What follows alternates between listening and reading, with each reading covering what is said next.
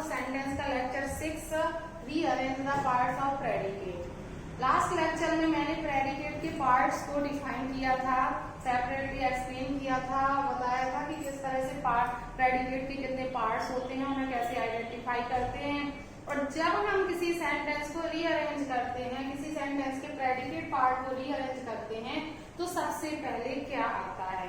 तो कल आपने पढ़ा है कि जब हम किसी प्रेडिकेट को रीअरेंज करते हैं तो प्रेडिकेट में मेन 3 पार्ट होते हैं, वर्ब, फिर उसके बाद आता है ऑब्जेक्ट और उसके बाद आता है कॉम्प्लीमेंट।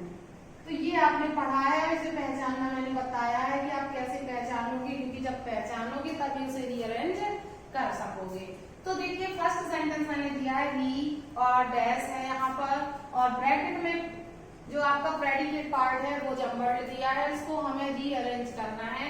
तो इसे रीअरेंज करने के लिए हमें प्रेडिकेट के पार्ट्स की हेल्प लेनी पड़ेगी, और प्रेडिकेट के पार्ट्स कहते हैं कि सबसे पहले हमें वर्ब लिखना है। तो वर्ब क्या है, एक्शन वर्ड इसमें किल्ड, तो ये हमारी किल्ड वर्ब है।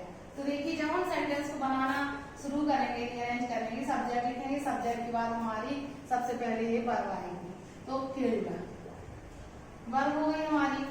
अब हमारा आएगा ऑब्जेक्ट, और ऑब्जेक्ट अगर इसमें हम सिलेक्ट करेंगे क्या है, देखिए टाइगर लिविंग है, तो ये ऑब्जेक्ट है, मतलब इसमें ऑब्जेक्ट है। अब एक्स कुल्हाड़ी, ये नॉन लिविंग है, ये भी थिंग है, ये भी तो ऑब्जेक्ट है। तो क्या करेंगे हम, क्या दोनों ऑब्जेक्ट हैं, क्या दोनों ऑब्जेक्ट हैं?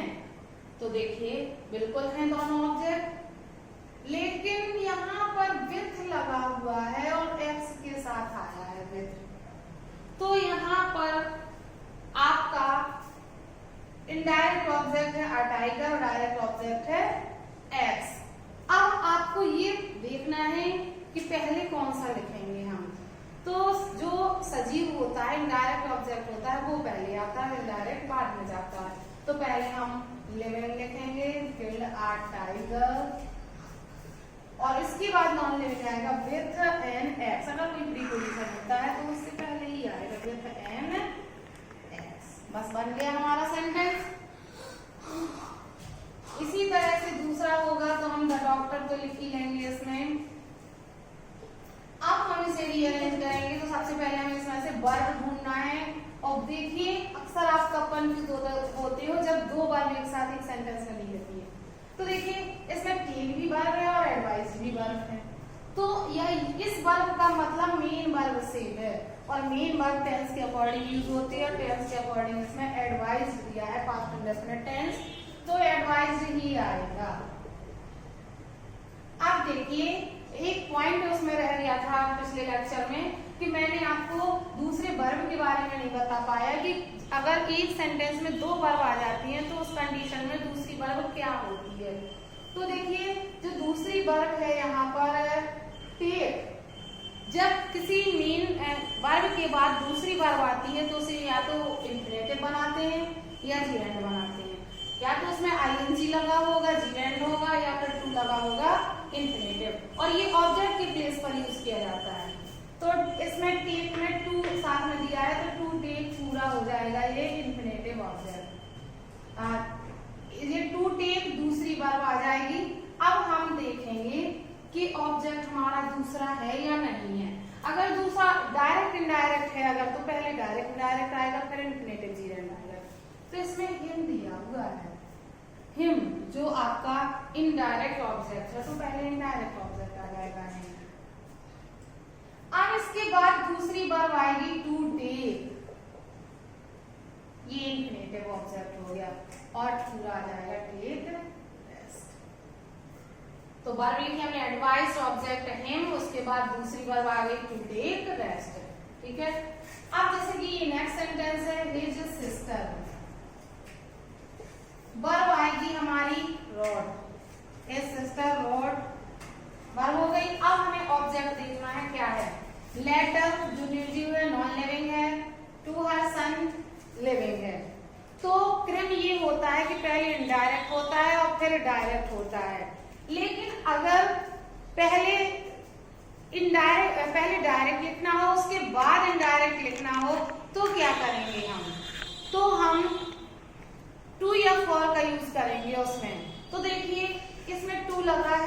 जब भी इनडायरेक्ट ऑब्जेक्ट में टू या फॉर लगा होता है तो वो डायरेक्टली पीछे आता है, मीन्स डायरेक्ट आगे आएगा।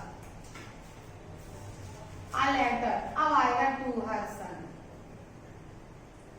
अगर इस सेंटेंस में हर टू ना लगा होता तो पहले हर सन आता, फिर लेटर आता, क्योंकि डायरेक्ट पहले आता है, इनडायरेक्ट बाद में आता है। इसके बाद फोर्थ सेंटेंस जो हमारा है वो ये है कि माय ग्रैंडमदर,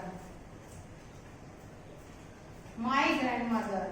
अब वर्ब आएगी हमारी क्या, टेल्स, तो टेल्स हो गया।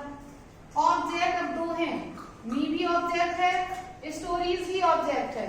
अभी मैंने बताया था कि जब दोनों ऑब्जेक्ट होते हैं पहले इनडायरेक्ट आता है फिर डायरेक्ट आता है। इनडायरेक्ट है मी तो मी आ जाएगा, डायरेक्ट है स्टोरीज तो स्टोरीज आ जाएगा। अगर इसमें टू मी होता तो पहले स्टोरीज आता और फिर टू मी आता। अब इसके बाद क्या बचा, एट नाइट, जो आपका कॉम्प्लीमेंट है। तो देखिए आ गया यही पैटर्न, वर्ब आ गई, फिर हमारे दोनों ऑब्जेक्ट आ गए, उसके बाद कॉम्प्लीमेंट आ गए। तो ये रीऑर्डर के लिए यूजफुल होते हैं। नेक्स्ट है आपका सी, वर्ब आएगी क्या, कीप्स। देखिए वर्ब का जब एडवर्ब होता है, always, never, often, rarely, seldom, ये सभी एडवर्ब से पहले आते हैं। तो जो ये ऑलवेज है ये पहले आएगा, सी ऑलवेज। फिर वर्ब आएगी हमारी कीप्स, वर्ब हो गई। वर्ब के बाद हम देखेंगे ऑब्जेक्ट है या नहीं है। इसमें हर क्लॉथ्स लिखा है, बिल्कुल ऑब्जेक्ट है तो हर क्लॉथ्स आ जाएगा। आप देखिए क्या बचा, क्लीन। क्लीन क्या है, एडजेक्टिव है।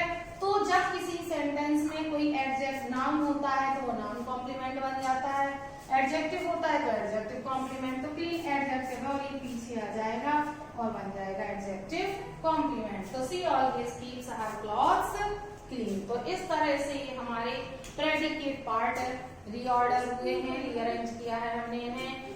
तो हमें ये याद रखना है कि जब हम सब्जेक्ट पार्ट को रीऑर्डर करेंगे तो पहले डिटरमिनर, फिर एडजेक्टिव, फिर एडवर्ब, फिर एडजेक्टिवल फ्रेज आएगा। जब हम प्रेडिकेट पार्ट को रीअरेंज करेंगे तो पहले वर्ब होगी, फिर ऑब्जेक्ट होंगे और फिर कॉम्प्लीमेंट होगा। तो ऑब्जेक्ट में आपके डायरेक्ट इनडायरेक्ट भी हो सकते हैं, इंफिनिटिव और जीरेंट भी हो सकते हैं, और उसके बाद कॉम्प्लीमेंट। ठीक है, तो इस तरह से ये रीऑर्डर हुए। लेकिन अगर कभी कभी आपसे सेंटेंस के वर्ड्स को पिक आउट करने के लिए कह दिया जाए, अगर कह दिया जाए pick out the parts of predicate, predicate के पार्ट्स को पिक आउट करो, छांटो, और सेंटेंस उन्होंने दे दिया कि the people elected him their leader, ये सेंटेंस उन्होंने दे दिया। अब हमें बताना है कि इसके जो प्रेडिकेट है, इलेक्टेड हिम देयर मॉनिटर, क्या क्या है प्रेडिकेट में। तो सिंपली यही पार्ट तो होंगे। इलेक्टेड क्या है हमारा, वर्ब है, हिम क्या है और लीडर क्या है। हिम क्या है, ऑब्जेक्ट है क्योंकि ये लिविंग है। अब देयर लीडर भी लिविंग है, लेकिन ये लिविंग तो है लेकिन ये ऑब्जेक्ट नहीं है, क्योंकि एक सेंटेंस में दोनों लिविंग ऑब्जेक्ट मतलब इनडायरेक्ट ऑब्जेक्ट नहीं हो सकते हैं और दोनों डायरेक्ट ऑब्जेक्ट भी नहीं हो सकते हैं। तो इसमें एक ही ऑब्जेक्ट है, लीडर नाउन है, तो ये हमारा नाउन दो वर्ड का है तो ये फ्रेज कहलाएगा, नाउन फ्रेज कॉम्प्लीमेंट। तो इस तरह से हम इसको छाटेंगे। जैसे कि आपको जैसे नेक्स्ट एग्जांपल में दे दिया जाए,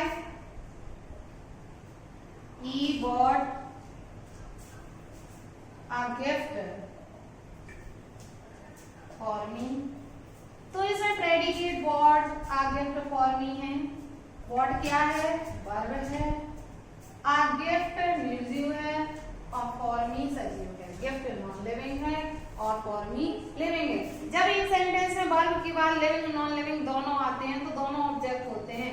ये नॉन लिविंग है तो ये डायरेक्ट ऑब्जेक्ट है और ये लिविंग है तो ये इनडायरेक्ट ऑब्जेक्ट है। और इस तरह से हम इनके पार्ट्स छांटेंगे। तो जब पार्ट्स छांटने को कहा जाए तो हम इस तरह से छांटेंगे।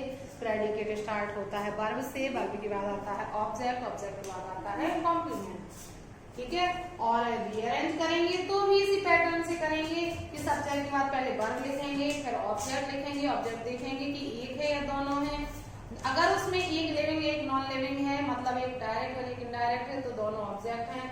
अदरवाइज एक ऑब्जेक्ट है और एक कॉम्प्लीमेंट है। तो पहले हम ऑब्जेक्ट लिखेंगे, उसके बाद हम कॉम्प्लीमेंट लिखेंगे। किसी किसी में ऑब्जेक्ट होता ही नहीं है तो सीधा कॉम्प्लीमेंट आ जाता है। जैसे कोई छोटा सा एग्जांपल दे दिया जाए, जैसे कि there was a king, sentence दे दिया उन्होंने, सेंटेंस में आ गया देयर वाज अ किंग,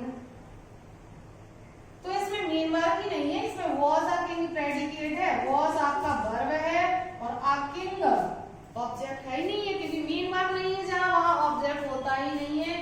इसमें किंग क्या है, नाउन है, तो ये नाउन कॉम्प्लीमेंट। तो इस तरह से आपका पार्ट्स ऑफ प्रेडिकेट कंप्लीट हुआ।